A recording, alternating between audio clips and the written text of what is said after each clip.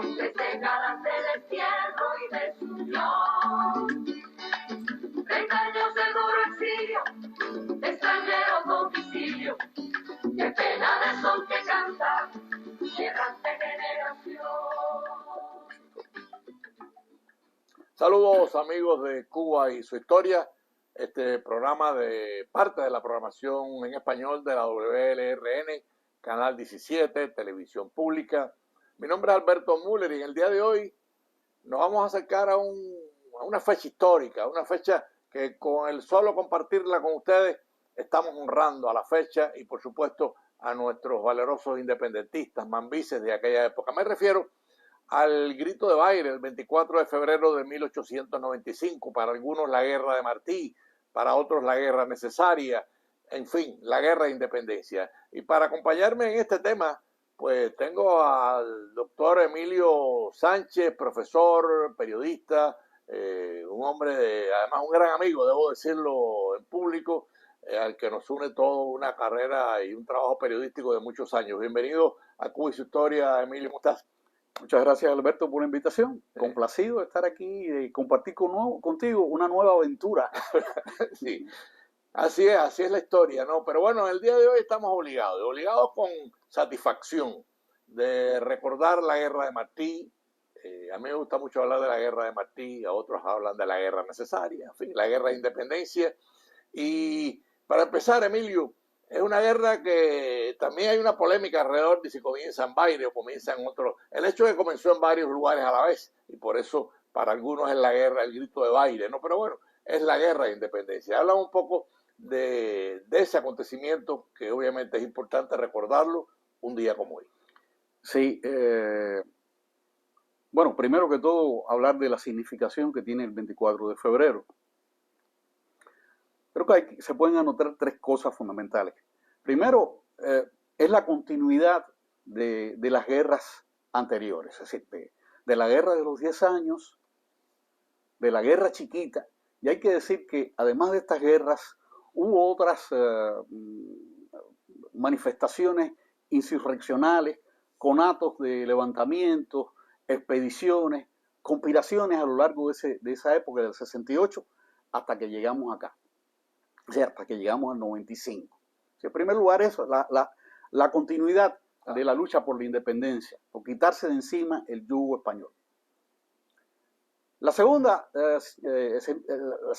cosa importante en la significación del 24 de febrero es que el inicio de la guerra, de la última guerra de independencia. Es decir, dentro de todas estas guerras es la última, es la guerra definitiva. Comienza el 24 de febrero y termina con la participación, la entrada en la guerra de Estados Unidos, la derrota de la Armada Española en julio de 1898, la firma del cese al fuego en agosto de ese mismo año y luego la firma del Tratado de París en diciembre de ese año, mediante el cual ya España cede sus colonias a Estados Unidos, es decir, Cuba, Puerto Rico, Filipinas, Guam, etc. Y por último, hay que señalar que es la última de las guerras de independencia latinoamericanas o hispanoamericanas, que comenzaron a principios del siglo XIX y terminaron sobre los años 30. Es decir, han pasado prácticamente 70 años y con Cuba se cierra el periodo del dominio español en la América, que además constituyó un trauma psicosocial político en España, otro tema para Cuba y su historia que pudiera abordar en otro momento. Sí, ese tema lo hemos tratado parcialmente con el fusilamiento de los estudiantes de medicina, en fin, hay tantas temáticas que giran alrededor de la guerra de independencia y la situación anterior. En fin, tendremos que tratar en este programa algún día el fracaso de la Fernandina, claro, porque esa invasión, de haber triunfado la guerra, hubiese sido rápida y no lo fue. O sea, y eso no, posiblemente la Fernandina, si triunfa, no se hubiese dado la guerra hispanoamericana. Pero bueno, dejamos abierto el tema para otra ocasión. Sin duda. Incluso creo que a propósito de la Fernandina pudiéramos pensar en cómo llegamos al 24 de febrero. Claro. ¿Cómo se llega al 24 de febrero? Bueno, hay que decir que esa no era la fecha inicial concebida en el plan de Gómez y Martí. La fecha inicial del levantamiento era un plan de alzamiento, un plan de levantamiento en Cuba, para el cual se estuvo preparando durante 3 años. Consumió la preparación de este plan. La primera fecha era noviembre del año 94. Del 94. Año anterior. Bien, del 94. Unos meses antes. Bien, por determinado momento no estaban las condiciones dadas. Bueno, Martí, que era el principal, por lo menos en el área logística, el conductor de la guerra, decidió posponerla. Y la otra fecha que se consideró fue primera quincena de enero del 95. Bueno, ya hablé de que había 3 años de preparación. Se había concebido un plan perfecto en su estrategia por Martí y por Gómez, y a punto ya de consumarse ese plan en esa primera quincena de enero, se descubre la conspiración, se viene abajo el plan y entonces no queda más remedio que posponerlo. Ya desde el año 94 había presiones por parte del interior de Cuba de lanzar la guerra y era demasiada la presión. Entonces, bueno, en el exterior, en este caso en Estados Unidos, donde estaba la dirigencia del PRC, se decidió entonces pasar la condición de la guerra al interior de Cuba y que ellos allí decidieran cuál era la fecha. Se le puso un límite, no puede ser antes de la segunda quincena de febrero. Y entonces, en este caso, Juan Gualberto Gómez, que era el jefe de la conspiración a escala nacional, decidió que fuera el 24 de febrero, que caía un domingo, por considerar que era muy favorable en términos de clandestinaje. Es decir, ese domingo empezaban, por cierto, los carnavales en Cuba. Ya desde entonces había carnavales en Cuba y entonces decidieron utilizar ese día porque era propicio, la gente se podía mover, las familias en el campo se movían y fue así que se decidió que fuera el 24 de febrero. Y Emilio, hago una pequeña interrupción anecdótica porque es interesante cómo desde Tampa se emite la guerra en una orden que firman Maya Rodríguez, los coroneles Maya Rodríguez y Collazo, representación de Máximo Gómez y Martí, y esa orden va envuelta en un tabaco. Es un elemento anecdótico interesante, cómo Martí, en fin, cómo ellos deciden. Además, aprovecho para señalar, no hubiese habido ni Fernandina ni otros planes si no es por el aporte financiero de los tabaqueros de Tampa y Cayo Hueso. No, por favor, esencial. Pero a propósito de tu anécdota y de estas medidas, digamos, de inteligencia o de contrainteligencia o de contraespionaje, lo triste del 24 de febrero es que el mando español conocía la fecha del alzamiento. Por eso, ¿qué ocurre el 24 de febrero? ¿Qué ocurre el 24 de febrero? Efectivamente, hubo alzamientos. La historia dice que alrededor de 35 alzamientos en todo el país, pero estuvieron concentrados sobre todo en Oriente. En el resto del país, ¿qué pasó? El mismo 24 de febrero caen presos Julio Sanguilí, que había sido designado el jefe de la conspiración para Occidente, y también José María Aguirre, que era también de los dirigentes, de los líderes de la conspiración en La Habana. El mismo 24 de febrero, en su casa. Días después cae prisionero Juan Gualberto Gómez, que es el jefe nacional de la conspiración. El hombre clave. El hombre clave. Y cae también prisionero Pedro Betancourt, que era el jefe de la conspiración en Matanza. Tanto Gómez como Betancourt fueron prisioneros y deportados. Aunque hubo esporádicos levantamientos en Pinar del Río, en Matanzas, en Las Villas, es decir, el mando español los pudo controlar. Y a fin de cuentas, Pinar del Río, La Habana, Matanzas, Las Villas e incluso Camagüey permanecieron tranquilos. Al punto de que España declara la ley marcial en Puerto Príncipe en julio. En julio, es decir, este es el 24 de febrero. Estaba tan tranquila la situación que se vieron obligados a declarar la ley marcial solo en julio. ¿Qué pasó en Oriente? Bueno, en Oriente sí hubo revueltas, sí hubo no solamente gritos, como ocurrió en Baire, donde no hubo ningún enfrentamiento militar, sino un pronunciamiento, pero en otros lugares sí hubo toma de ciudades, toma de poblados. Y combate. Y combate. Eso ocurrió en Oriente. Esas acciones insurreccionales se mantuvieron durante ese tiempo. Piensa que, por ejemplo, Martí y Maceo llegan en abril, es decir, febrero, marzo, es decir. Y ahí se produce la mejorana, que es un otro elemento que vamos a tener que tratar por separado, porque viene el gran encontronazo entre Martí y Maceo. Ese es otro tema para un programa especial de Cuba y su historia. Y entonces otras expediciones también llegan a lo largo del año.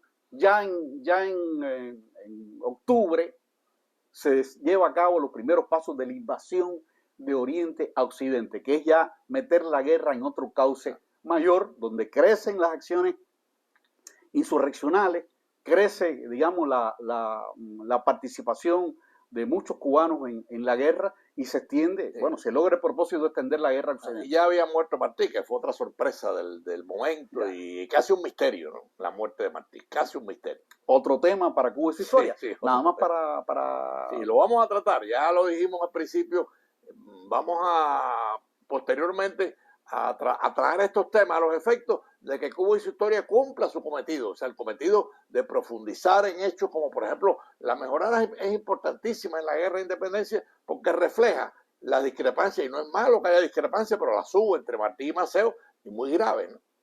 Así es. Mira, en torno al 24 de febrero, tú habías dicho antes que era importante porque, bueno, el inicio de la guerra de independencia, la guerra necesaria, como otros la catalogan, o la guerra de Martí. Y ahí cabe la pregunta, ¿esta guerra del 95 es la guerra de Martí? Bueno, ahí me sumo a la polémica y te digo que parcialmente. Bueno, lo que pasa es que Martí fue el gran organizador, con todos los efectos que haya tenido la organización. El gran pensamiento lo pone Martí con su discurso del 26 de noviembre en Tampa, y después el día siguiente cuando el discurso por el 27 de noviembre de los estudiantes fusilados. O sea, Martí pone un pensamiento que realmente todavía está vigente y, por supuesto, no se ha complementado ese pensamiento. Está pendiente de que Cuba sea libre, ¿no? Bien, voy a argumentar porque digo que solo parcialmente. La guerra que Martí propone ya en la propia fundación del Partido Revolucionario Cubano y que se concreta en ese plan de alzamiento que él elabora con Gómez, era una guerra que él consideraba que tenía que ser breve y generosa.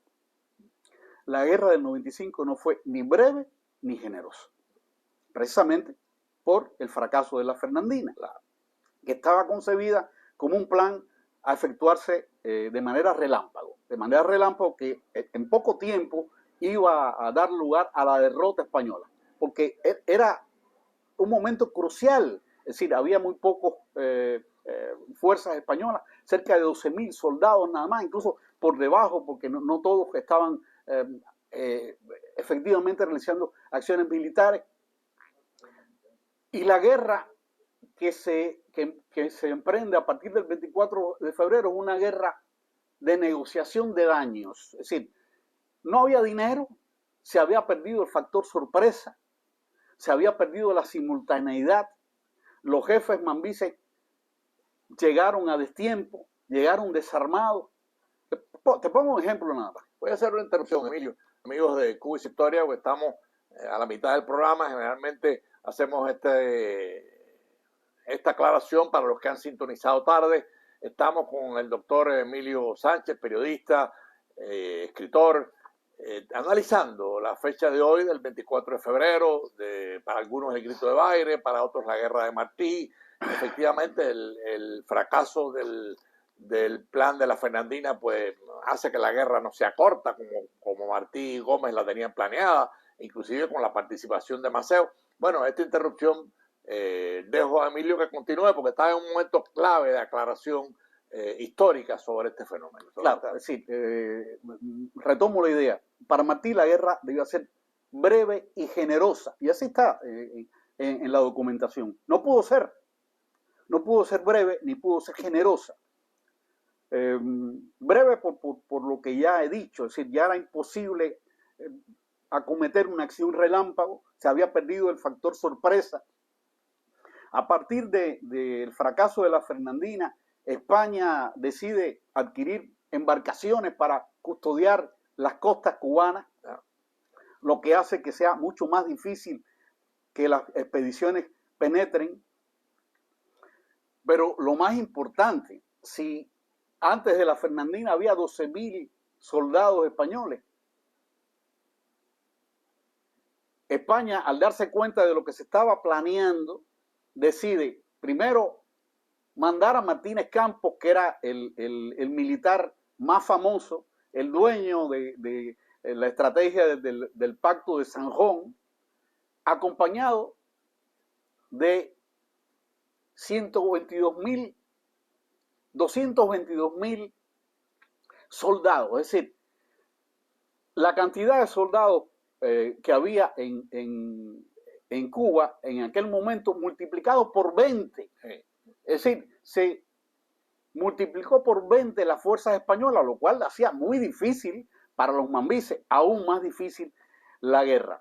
Pero vamos a hablar de la parte de generosidad, ¿en qué se transformó? Por ejemplo, se calcula que al final de la guerra del 95 hubo 170.000 muertos, la 10ª parte de la población cubana, la 10ª parte de la población cubana. Hay un autor norteamericano que escribió un libro que se llama Guerra y Genocidio en Cuba en el año 2005, se llama John Lawrence Stone, y dice: la insurrección cubana y la respuesta de España son un cúmulo de horror y genocidio sin precedentes en la historia de América. Bueno, por un lado, porque digo que también parcialmente, porque ciertas ideas de Martí no prevalecieron una vez que muere el 19 de mayo. Martí estaba a favor de un equilibrio entre lo militar y lo civil, equilibrio que no se cumplió después de su muerte, a partir del cual toman preponderancia las ideas militaristas y de fuerza. Pero además toma fuerza la idea de Gómez de tierra arrasada y de guerra sin cuartel. Que Maceo la comparte. Que Maceo la comparte 100% y que lleva a cabo contra los hacendados cubanos, los criollos, y contra poblaciones que se ven obligadas a refugiarse en las ciudades españolas. Entonces, fue una catástrofe humana que estoy seguro que Martí no hubiera compartido. Él había manifestado ya sus reservas en torno a un tipo de guerra de esta naturaleza. Su muerte fatalmente impidió que esto se llevara a cabo. Sí, hay una anécdota muy bonita aquí después. Voy un poquitico atrás, ¿no? Porque obviamente la mejorana es clave para entender esto que el profesor Emilio Sánchez, doctor, está explicando, ¿no? O sea, la guerra necesaria no fue una guerra breve, no fue una guerra justa, fue una guerra más bien de mucha violencia, básicamente por esto que estoy diciendo. Pero Martí le escribe, Martí muere con mucho dolor por el fracaso por la reunión de la mejorana, y eso él lo dice en su carta a Maceo. Y en su carta a Maceo él lo saluda, lo abraza, pero por dentro está el dolor de saber de que el predominio de los civiles, que Martí lo planteaba con mucha claridad, o sea, los civiles son los que tienen que gobernar y los militares hacerle caso. No fue así, y ahí estamos en esta encrucijada que tú estás en estos momentos desarrollando.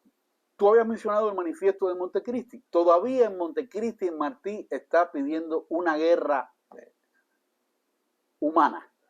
Está pidiendo una guerra humana. Y la guerra del 95, digamos que no tomó en cuenta esas ideas que tenía Martí, que decía, esta guerra no es contra el español, esta guerra es, digamos, a favor de la igualdad racial, de la justicia social, de respetar a las personas que habían asumido una posición neutral. La guerra del 95 no fue así. La guerra del 95 fue una guerra sin cuartel que a fin de cuentas significó la destrucción de la economía de Cuba. la destrucción de la economía de Cuba. Eso es lo que se encuentran los norteamericanos al llegar allí en el 98. Es decir, un país en bancarrota. Bueno, esto puede lucir muy fuerte, Emilio, ¿no? Y amigos de Cuba y su historia. Ya en ese momento no era la guerra de Martí. No lo era. Lamentablemente es así. No, a lo mejor no era posible la guerra de Martí, como él lo planteó en el Montecristi, ¿no? A lo mejor no era posible. Fue decisiones que se tomaron. Pero además una cosa interesante, no solamente las pérdidas humanas, la 10ª parte de la población cubana, que no hubiera podido soñar, ¿no? La pérdida de los mejores hombres.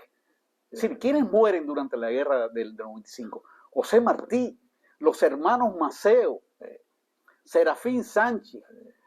Bueno, Guillermo Moncada había muerto de tuberculosis recién empezada la guerra. Carlos Roloff. Es decir, lo mejor de la jefatura mambisa muere. Y tampoco, mira, voy a seguir insistiendo en la guerra de Martí, que no fue totalmente una guerra de Martí, porque el fin de la guerra, en lo que vino después, la República, y que veremos en próximos programas de Cuba y su historia, también confirmó que aquellos mambises que fueron presidentes en los primeros años de la República no tenían nada que ver con Martí, con la prédica ética y social. Ya llegaremos ahí con los generales y doctores, ya llegaremos, pero de todas maneras sí, efectivamente, como dice el doctor Emilio Sánchez, mi buen amigo, la guerra del 95, una vez muerto Martí, se convierte más bien en la guerra de Maceo y de Máximo Gómez, sí. Se convierte en la guerra de los militares, sí. Y esa es la consecuencia que tú estás poniendo sobre la mesa, ¿no? Ya. No sé si tú quieras referirte, a lo mejor, no sé cuánto tiempo nos queda para referirnos a... 10 minutos, pero sí. Bueno, podemos referirnos a la Fernandina, por ejemplo. Podemos brevemente, la Fernandina.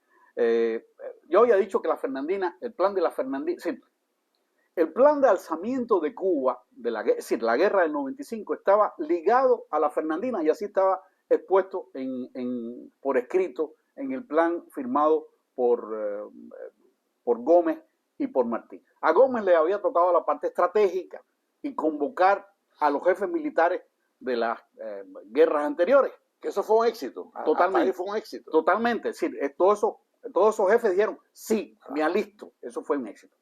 Y a Martí le tocó la parte más difícil, que fue la parte logística. Empezando por la cuestión que tiene que ver con las ideas y la formación de una sensibilidad y de un entusiasmo por la guerra. Martí, a través de sus discursos, a través del periódico Patria, con sus artículos, con sus comentarios, convocó al exilio cubano que estaba disperso en varios lugares y además comido por diferencias, los convocó en una unidad en torno a él, en torno a la idea de que era posible construir un nuevo país. Una unidad real. Exactamente. Eso fue otro éxito. Paso previo para pasar al otro, que era la recolección de fondos. Sin dinero no era posible la guerra.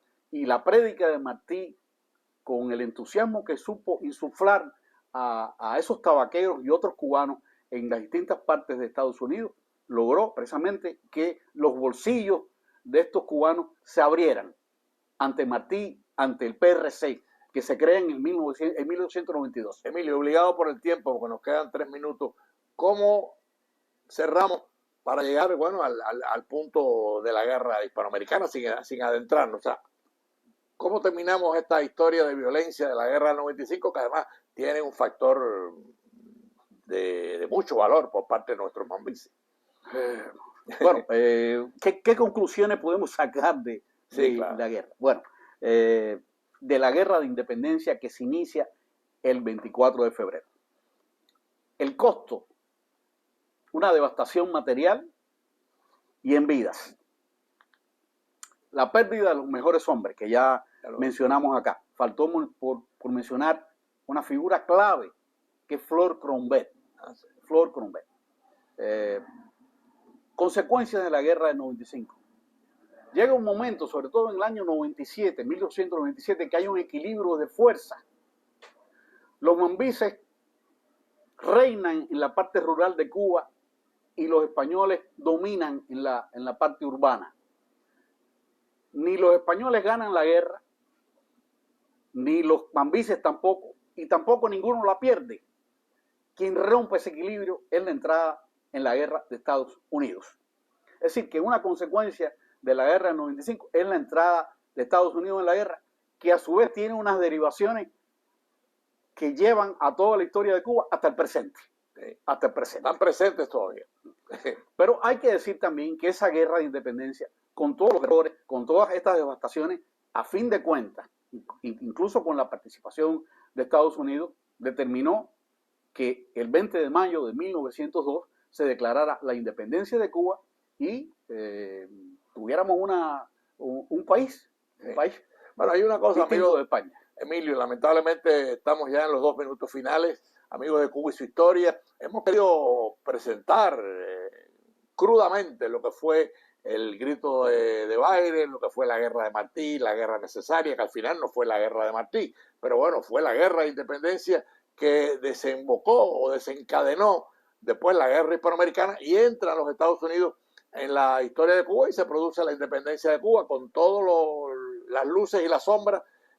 Obviamente este tema queda abierto, tenemos que volver a él, obligadamente tenemos que volver a él, porque creo que vale la pena en un próximo programa hablar del pensamiento que surge de este esfuerzo de los mambises, de este esfuerzo del grito de Baile, de este esfuerzo de la guerra del 95, del 24 de febrero. Creo que es un tema que queda inconcluso, pero hemos intentado, profesor Emilio Sánchez y el que les habla, Alberto Müller, compartir con ustedes lo que fue la guerra de independencia, lo que representó, cómo perdimos en ese esfuerzo nuestros mejores hombres. O sea, Cuba pierde sus mejores hombres y volveremos a este tema obligadamente, pero de todas maneras hoy la honra era imprescindible y un programa como este honra a esos hombres que lo dieron todo por Cuba. Agradezco mucho al profesor Emilio Sánchez su presencia conmigo en Cuba y su historia y volveremos al tema y el tema es inagotable y gracias por estar con nosotros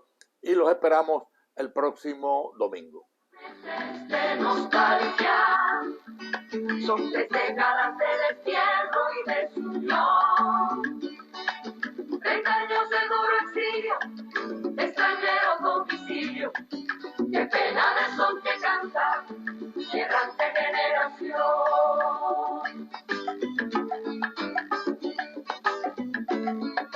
Armados más de esperanza.